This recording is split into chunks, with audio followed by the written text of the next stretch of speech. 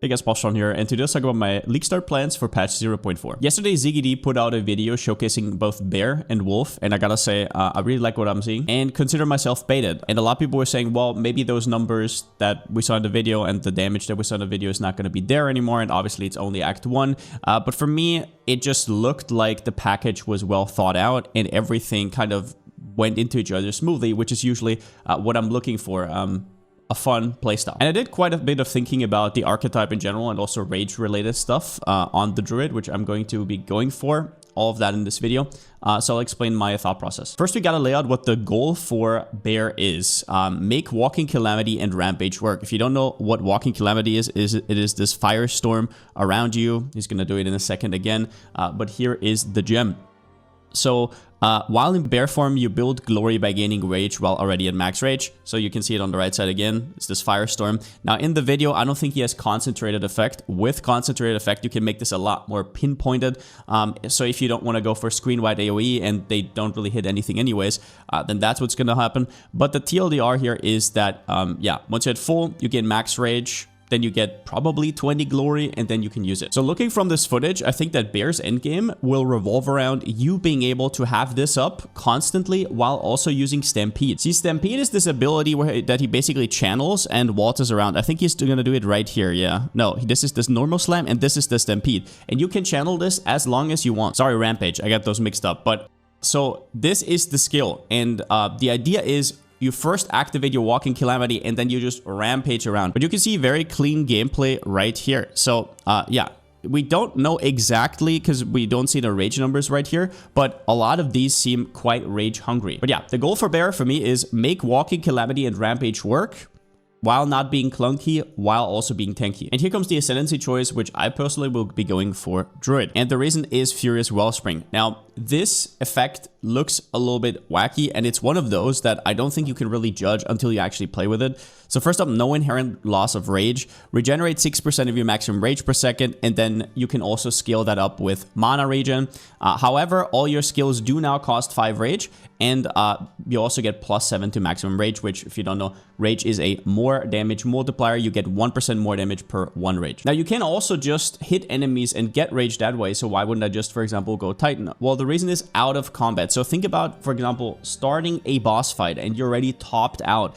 Not only that, but your glory for your Walking Calamity will already be full because it went over the, it went on top of the rage and then you get the glory after. So the reason this is just quite cozy. Also, you're always topped out on rage. Think about spending rage all the time. The better recovery, the better, because even if you're spending like 10, 15, 20 rage on some of the things we're going to be talking about in this video later, you still want to be topped out at all times. And with the regen, you should be snapping back to full quite a bit, because at 60 maximum rage with a Berserk aura, which grants you up to 70% on a 2120, up to 70% increased rage effect, you will be getting 102% more damage. On top of that, we could see that the Bear could generate endurance charges from spending rage. And guess what spends rage right here?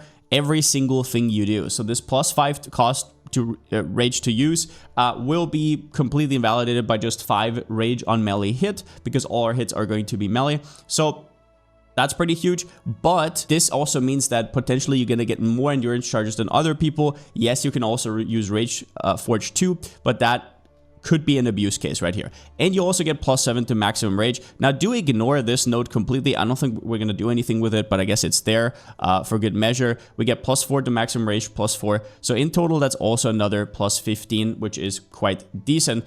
This also leaves me open for Wolf. While Bear does have a lot of inherent rage regen, Wolf does not really do that. And getting rage on hit from the tree is quite hard.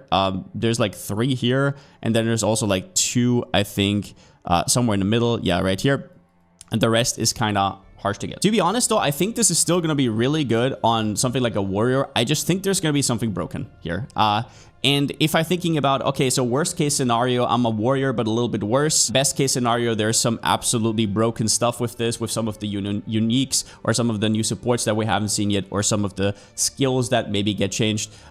It just seems ripe for that. This also lends itself way more to stacking, because if you think about only going off of rage on hit, if you have 5 rage on hit, if you want to go, let's say 80 max rage, right, whatever there's going to be the patch, then you have to attack 16 times now. This is all percentage based, so the more rage you get, the more regen you get, so it's all in relation. The rest of the Druid tree is a big question mark, and that's where we talk about defense for a little bit. So first, adaption looks to be pretty promising. This node, regardless of what adaption does, is just good. 15% fizz taken as over 3 different things is quite decent. But then we have adaption charges, which give you less elemental damage taken. Now with the newly buffed Cloak of Flame, which can with a corruption go up to 61% of fizz taken as elemental, this could be completely busted. Maybe throwing a little bit of extra armor in for good measure, not really sure. But yeah, this is a 4-pointer. First you take reactive growth, and then you take Avatar Evolution.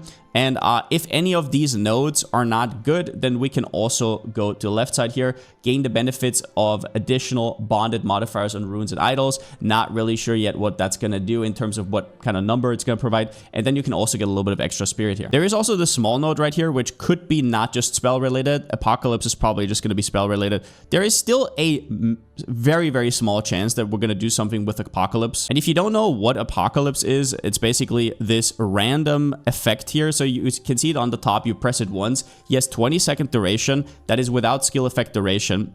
It also seems to be a glory skill, and you just have weird effects all over the place. We're probably not going to use it, but maybe there's some synergy there with Rage, because it's on the same ascendancy. For defenses, though, don't forget that we are in the middle of Energy Shield and Armor nodes, so depending on what is going to happen to Energy Shield, we might be picking all of that up. Spiral into Darkness even has a little bit of movement speed. There is a new Energy Shield Armor node coming right here. You have Reinforced Barrier, and you also have Adamant Recovery and Ancient Aegis. There's a good chance that we'll just go for a really good Energy Shield Armor chest and just do that. Or the newly buffed Kotor of Crimson, which now gives 15% increased maximum life instead of 25% reduced, and can give you up to 1.5 of the life that you used to have. This is a good time to tell you about how Rampage, the skill right here, is actually fully physical, so we'll be able to leech. Now then, let me talk about skill effect duration and how much synergies it will have with this build. The first obvious one is Walking Calamity, which has a baseline of 10 seconds, but can be increased from the passive tree. And we've already seen, I don't know if you can see it right here, this node here, the small nodes give 8% each, this one gives 16%. There's also a lot more on the passive tree though. There's one in the warrior area, and then there's also one up top right here. In total, these will give you over 100%. The synergies don't just stop there though, because there's also this new buff right here. Basically, whenever you hit something, you get Fury, and then you can expend that Fury. For each that you expended, you get 1 second base duration, which should, for all intents and purposes, scale with percentage duration. And then you get this crazy buff right here. And once again, movement speed in this game you cannot ignore. So that's going to be a big deal. Just these two alone are already a big deal. But then there could also be implications for Ancestral Warrior Totem. If you don't know, Ancestral Warrior Totem gets is less attack speed removed this patch. So it literally does the same damage as you, -1 support, because it's a meta support. And you can have up to 10 of them. So you tell me if that's possibly interesting. I think it definitely is. With quality, it has already 10-second duration. So you could possibly walk up to a boss, and before it even spawns, already plop down, I don't know, like 5-6 totems with endurance charges. And because it has so much duration, you can just preload your damage. And yeah, maybe Apocalypse. Most likely it's just a spell meme, right? We don't know. But it does have 20-second duration, so if you get 100, I mean, it's gonna last like half your map. Now let's talk about some Rage synergies though, because one of the reasons I want to be Druid is because it lends itself really well to stacking maximum Rage and maybe do some outrageous things with it. And while we haven't seen a lot of the uniques and new stuff, we can already glean at what's there. Starting off with the most obvious one, Raid Forged to support. It consumes 10 Rage to deal 35% more damage. That is an outrageously good support gem, and if you want to go for it, you can also have the 30% chance to not remove Rage, but you still benefit as though they had, so it's only upside. Ridiculous support that we're going to be able to put on every single skill that we want. There's also Enraged Warcry, which honestly, this might mean that we don't even need the Shaman node eventually. However, I still like the idea of being able to start a fight already at full capacity, already with double damage, and not having to work your way up. There is a new meta support gem for Bear right here with Ferocious Roar, and then we'll also have to see about this new support gem here, which almost seems too good to be true, Echoing Cry. Now there's also a chance that Rage 3 actually works with the Druid. So the Druid makes it so every single thing that you have costs 5 Rage. If that happens, before you attack, technically, you might be able to get the 15% more attack speed here, which that would be absolutely incredible because you also get the 5 rage on melee hit to compensate that. We obviously have Berserk, which is our bread and butter and will give us an absurd amount of extra damage. Do note, however, that it also will degen us, so we'll have to look a little bit into regen. We then have several idols, which after this patch you can only use once, but still, so on the helmet we can get +4 to maximum rage, which with this one right here, and then if we need it, probably not, but there's a boar talisman for 1 rage on melee hit. Seems a little bit low, but it's there. Another possible spicy abuse case could be Sudden Infuriation, which has 4% chance if you would gain rage, you instead gain up to your maximum rage. We don't really know how this is going to work in PoE 2, or if it works, if it's going to be hotfixed immediately, but I just wonder how often this regen actually ticks, right? Because it doesn't just give you a certain amount per second, it does it with server ticks, right?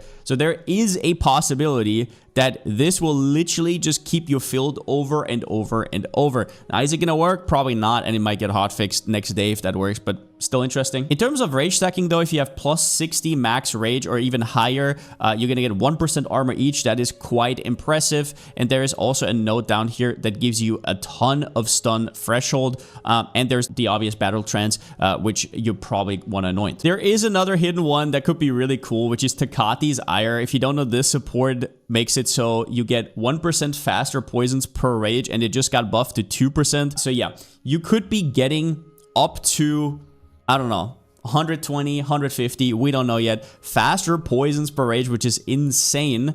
They did also just buff Arakali's Lust. There is also Nagamahu's Chosen, which grants up to maximum rage on use. I don't know if this is going to be necessary, but used when you take fire damage from a hit with Scold's Bridle. This used to be abused in certain builds, but you can't really do that anymore because you cannot reactivate the charm while it's already in use. So this would be only something we press every 4 seconds.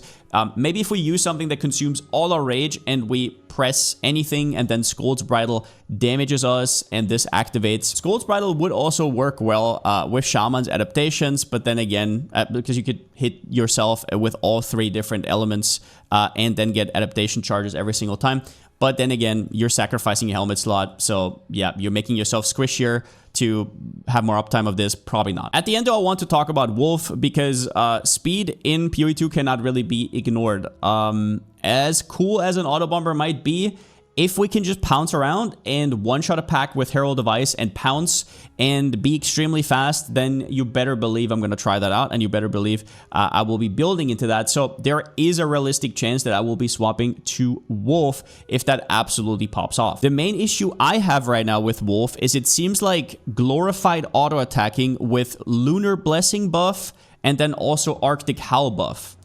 I hope I'm wrong and that's not what that is and there's something else to it, and that's just what I see right now. Nobody's going to be pouncing and then cross-slashing, doing combo gameplay and endgame. It's just not going to happen. So if we actually want to clear a pack, you want to be able to pounce into a pack. Herald of Ice exploded, but pounce has a cooldown, so what else are you going to do? That's really my biggest question right here, but it is freeze. Freeze is extremely strong, and it has inherent movement speed while out of combat. And it also, by the way, lends itself way better to the Savage Fury buff. You'll probably have way more uptime of this, which means even more movement speed because you're attacking faster. So keep Wolf in the back of your mind as well. I will keep Apocalypse in the back of my mind. I'm going to stay really open right now. If we talk about Druid, Oracle, I'm not too excited about simply because it seems like a lot of conditionals, a lot of weird things that maybe look good on paper but are not going to play out well. But yeah, that's what I'll be doing. I'll be streaming everything over on twitch.tv/Palsteron, and I will be making daily updates videos with everything I've learned so far. I will be doing gear snapshots. I will be doing passive tree snapshots. So if you want to follow along, then there you go. And yeah, we'll be seeing what Ziggy puts out. If there's more news to it, I will obviously inform you guys. If there's new tech, I will inform you guys. And yeah, I will make this work no matter what. I'm very excited to actually jump into something that isn't already solved. So we're going to see about that. And with that being said, because I still don't have a slogan, see you next time.